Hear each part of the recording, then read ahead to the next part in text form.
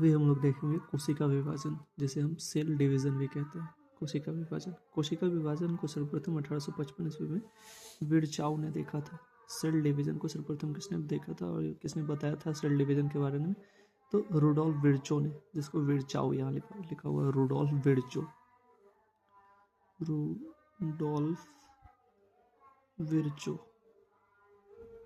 ठीक है, यहाँ विर्चाउ लिखा हुआ है। तो रुडोल्फ विर्चो ने कोशिका विभाजन के बारे में सबसे पहले बताया था।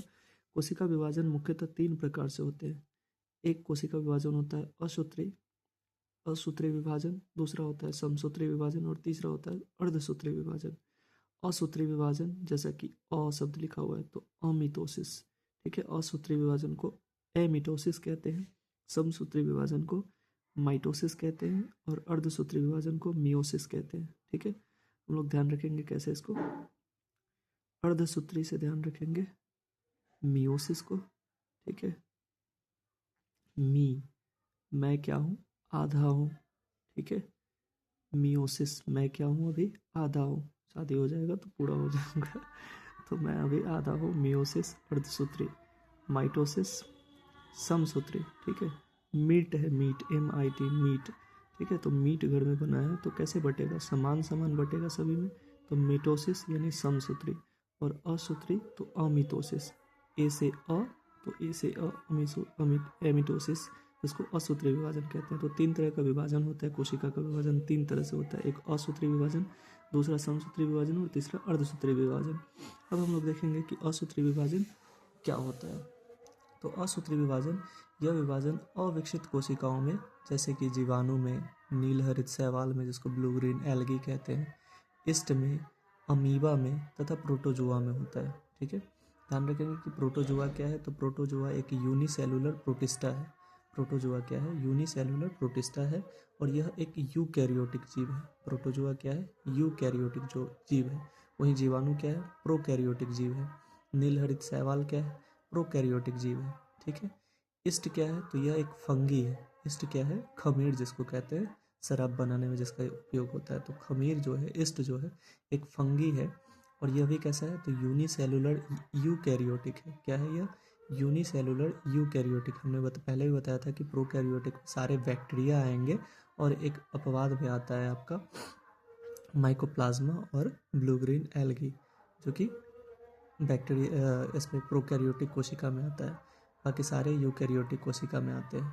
तो फंगी क्या है, यूनिसेलुलर है, ईस्ट क्या है, यूनिसेलुलर है और यूकैरियोटिक है। वहीं प्रोटोजुआ क्या है, यूनिसेलुलर है और यूकैरियोटिक है, जो कि प्रोटिस्टा जगत में आता है। ईस्ट किस जगत में आता है, तो फंगी जगत में आता है। अमीबा किस में आता है, तो अमीबा भी एक तरह का प्रोटोजुआ है और यह प्रोटिस्टा जगत में आता है। ठीक है, तो अमीबा हो गया, ईस्ट हो गया, नीलहरित शैवाल हो गया, जीवाणु हो गया और प्रोटोजुआ हो गया। इन सारे के जो कोशिका होते हैं वो अविकसित कोशिका होते हैं। इस वजह से इनमें जो विभाजन होगा वो असूत्री विभाजन होगा। एमिटोसिस होता है उसमें, शरीर में क्या होता है, एमिटोसिस होता है। ठीक है, अगला ध्यान रखें कि हम लोग समसूत्री विभाजन के बारे में। समसूत्री विभाजन क्या होता है, समसूत्री विभाजन की प्रक्रिया को जंतु कोशिकाओं में सबसे पहले जर्मनी के जीव वैज्ञानिक वाल्थेर फ्लेमिंग ने 1879 ईस्वी में देखा था। तो समसूत्री विभाजन को सर्वप्रथम किसने देखा था, तो फ्लेमिंग ने देखा था। ठीक है, कहाँ के वैज्ञानिक थे, जर्मनी के, वो इंपॉर्टेंट नहीं, बस इस नाम को थोड़ा ध्यान रख लेंगे कि समसूत्री विभाजन को सबसे पहले किसने देखा था, तो फ्लेमिंग ने देखा था। उन्होंने सन 1882 में इस प्रक्रिया को माइटोसिस नाम दिया। यह विभाजन कायिक कोशिका में होता है। तो ध्यान रखेंगे कि समसूत्री जो विभाजन होता है इसका महत्व क्या है। तो समसूत्री विभाजन शरीर की वृद्धि और मरम्मत के लिए महत्वपूर्ण होता है। ठीक है, और सिर्फ यह सोमैटिक सेल में होता है। और सोमैटिक सेल में क्या होता है, तो सोमैटिक सेल में ही जब हमारे शरीर में किसी तरह का घाव आ जाता है, घाव जब ठीक होने लगता है तो किस सेल के कारण होता है, वो सोमैटिक सेल के कारण वो ठीक हो रहा होता है घाव। तो घाव को बढ़ने का काम, हमारे शरीर की वृद्धि का काम, ये सारा कायिक सेल करता है, समसूत्री विभाजन के द्वारा होता है। समसूत्री विभाजन के द्वारा हमारा ब्लड का निर्माण, ब्लड सेल्स का निर्माण, समसूत्री विभाजन, ठीक है, बोन्स का निर्माण समसूत्री। यानी ध्यान रखेंगे कि जनन कोशिका को छोड़ के, यानी शुक्राणु और अंडाणु को छोड़ करके मानव शरीर में जो भी विभाजन होता है या जीवों में जो भी विभाजन होता है वो सारे के सारे समसूत्री विभाजन होता है। ठीक है, ध्यान रखेंगे किसको छोड़ के, जनन कोशिका को छोड़ के। जनन कोशिका में क्या क्या आता है, शुक्राणु आता है और अंडाणु आता है। तो जनन कोशिका को छोड़ करके बाकी जितने कोशिकाएं हैं वो सारे किस तरह के विभाजन होते हैं, उसमें समसूत्री विभाजन होता है। मानव शरीर की वृद्धि और मरम्मत के लिए कौन महत्वपूर्ण है, समसूत्री विभाजन। माइटोसिस इंपॉर्टेंट है, कायिक कोशिका इंपॉर्टेंट है, ठीक है। तो एग्जाम में कायिक कोशिका ऑप्शन देकर के बना सकता है क्वेश्चन, या फिर माइटोसिस ऑप्शन देकर के बना सकता है क्वेश्चन कि शरीर की वृद्धि और मरम्मत के लिए कौन सा कोशिका विभाजन महत्वपूर्ण है। तो हम ध्यान रखेंगे समसूत्री विभाजन, ठीक है। समसूत्री विभाजन के 5 चरण होते हैं। पहला होता है इंटरफेज जिसे अंतरावस्था कहते हैं, दूसरा होता है प्रोफेज जिसे पूर्वावस्था कहते हैं, तीसरा होता है मेटाफेज जिसे मध्यावस्था कहते हैं, चौथा होता है एनाफेज जिसे हम पश्चावस्था कहते हैं, और पांचवा होता है टेलोफेज जिसे अंत्यावस्था कहते हैं। सबसे इंपॉर्टेंट है इसमें पूर्वावस्था। पूर्वावस्था समसूत्री विभाजन का सबसे पहला और सबसे लंबा अवस्था है, ध्यान रखेंगे। इंटरफेज के बाद आता है, लेकिन एग्जाम में अगर हमसे पूछता है तो सबसे पहला अवस्था कौन सा होगा, तो पूर्वावस्था होगा। यह सबसे लंबा अवस्था है, ठीक है। इसमें क्या होता है, तो इसमें ध्यान रखेंगे कि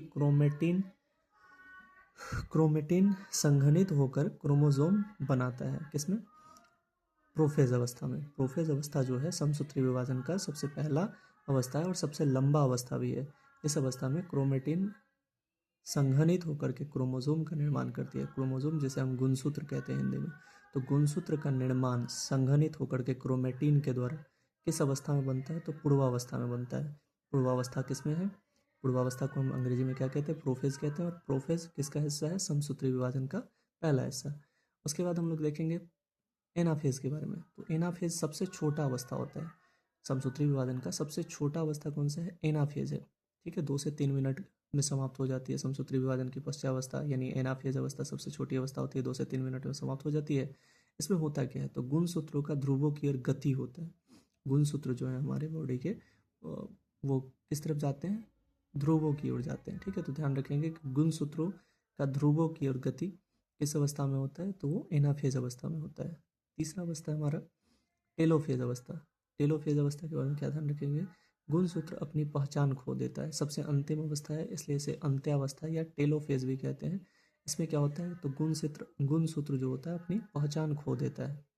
तो बहुत इंपॉर्टेंट है ये सारे पॉइंट, एग्जाम में कई बार यहाँ से प्रश्न बनाए हैं, तो बहुत ध्यान रखेंगे, बहुत ध्यान से देखेंगे इस चीज़ को और याद करने की कोशिश करेंगे। पूर्वावस्था जिसे प्रोफेज कहते हैं, यह समसूत्री विभाजन का पहला अवस्था है, सबसे लंबा अवस्था है। इसमें क्रोमेटिन संघनित होकर के क्रोमोसोम बनाता है, ठीक है। ये पॉइंट पे ध्यान रखेंगे कि पूर्वावस्था में क्या होता है, क्रोमेटिन संघनित होकर के क्रोमोसोम बनाता है। टेलोफेज में क्या होता है, गुणसूत्र अपनी पहचान खो देता है। एनाफेज में क्या होता है, गुणसूत्र ध्रुवों की ओर गति करता है, गुणसूत्र ध्रुवों की ओर गति करता है। और सबसे छोटी अवस्था कौन सा है समसूत्री विभाजन का, तो एनाफेज। सबसे लंबी अवस्था कौन सा है, तो प्रोफेज जिसे हम पूर्वावस्था कहते हैं, ठीक है। इतनी बातों को ध्यान रखेंगे।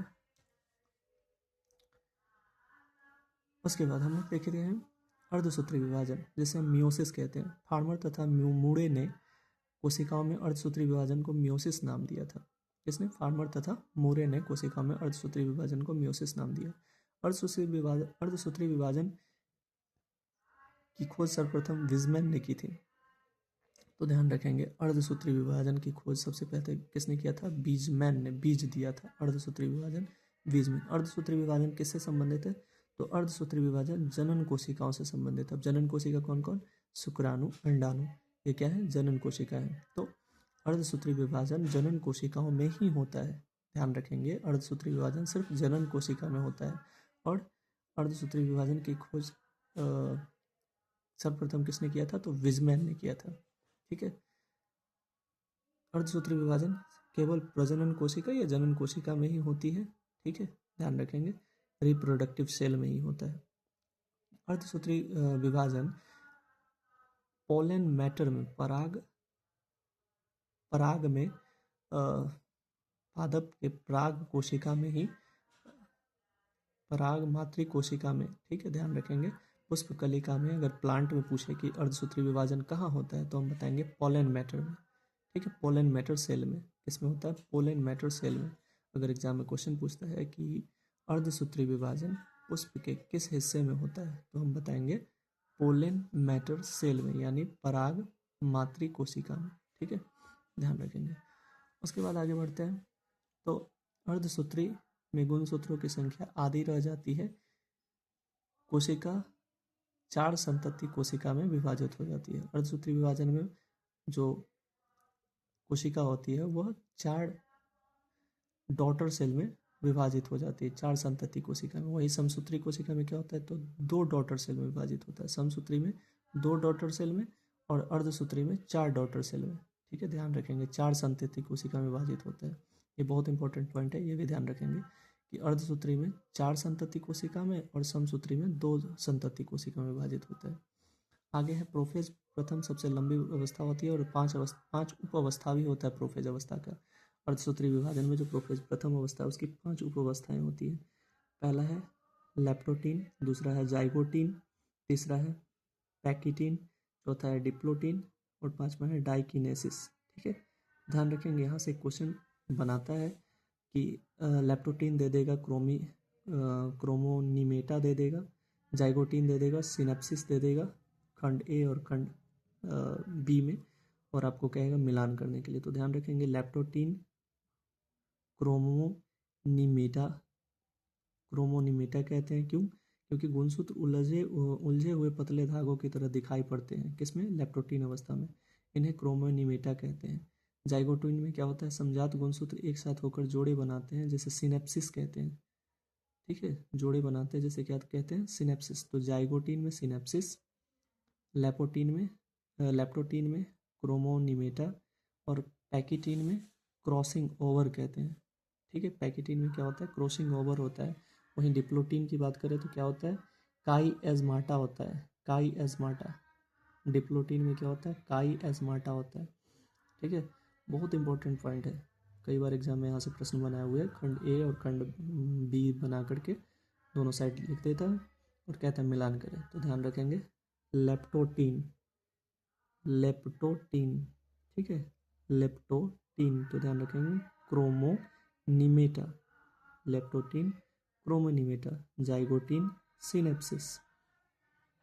ठीक है, जाई है ना, जाई, जाने से पहले क्या लगा, सीने से लगा करके झप्पी ले लिए कि भाई जा रहे हो तो चलो सीने से लग जाओ, तो सिनेप्सिस, जाइगोटीन सिनेप्सिस। पैकिटीन, ठीक है, अब पैकेट है तो उसको पैकेट के ऊपर क्या बना हुआ है, क्रॉस ओवर, क्रॉस का सिंबल बना हुआ है, पैकेट के ऊपर क्रॉस का सिंबल बना हुआ है। ठीक है, पैकेट को नहीं खोलना है, क्रॉस का सिंबल बना हुआ है। अगला है डिप्लोटीन। ठीक है, क्या लिखा हुआ है, डिप्लोटीन। ठीक, तो काईएजाइम, यहाँ देखो जो दी प्लॉट जो दिखाई है, प्लॉट जो दिखाई है उस पर क्या लगा हुआ था, काईएज़माटा लगा हुआ था। क्या लगा हुआ था, काई लगा हुआ था, है ना। दी जो प्लॉट दिखा है उस पर क्या लगा हुआ था, काई लगा हुआ था। लेप्टोटीन, ठीक है, लिपट करके क्रो यानी क्राई करने लगा, लिपट करके क्या करने लगा, क्रोमोनिमेटा तो रोने लगा, क्रोमोनिमेटा, लिपट करके क्रो क्राई करने लगे, क्रोमोनिमेटा। ठीक है, जैसे भी हो याद हो जाए तो ध्यान रखना है। यहाँ से कई बार क्वेश्चन बनाया है, तो सबसे इम्पोर्टेंट बात यहाँ से एक ये ध्यान रखेंगे कि कायिक कोशिका जो होता है, सोमेटिक सेल जो होता है, शरीर की वृद्धि और मरम्मत के लिए महत्वपूर्ण भूमिका निभाता है। ठीक है, समसूत्री विभाजन की खोज फ्लेमिंग ने किया था, वहीं अर्धसूत्री विभाजन की खोज किसने किया था, विजमैन ने किया था। ठीक है, ध्यान रखेंगे। और एक पॉइंट यहाँ छूट गया कि डाइकिनेसिस क्या होता है, तो ये परमाणु झिल्ली का क्षरण, डाइकिनेसिस किसमें महत्वपूर्ण भूमिका निभाता है, परमाणु झिल्ली का क्षरण में। ठीक है, ध्यान रखेंगे। समसूत्री विभाजन, यह विभाजन कायिक कोशिका में होता है। अर्धसूत्री विभाजन यह जनन कोशिका में होता है। इस विभाजन में कम समय लगता है, समसूत्री विभाजन में इस विभाजन में अधिक समय लगता है। इस विभाजन द्वारा एक कोशिका से 2 कोशिकाएं बनती है, यानी 2 डॉटर सेल का निर्माण होता है समसूत्री विभाजन में। वहीं अर्धसूत्री विभाजन में 4 डॉटर सेल का निर्माण होता है। बस इतना बातें ध्यान रखेंगे। धन्यवाद।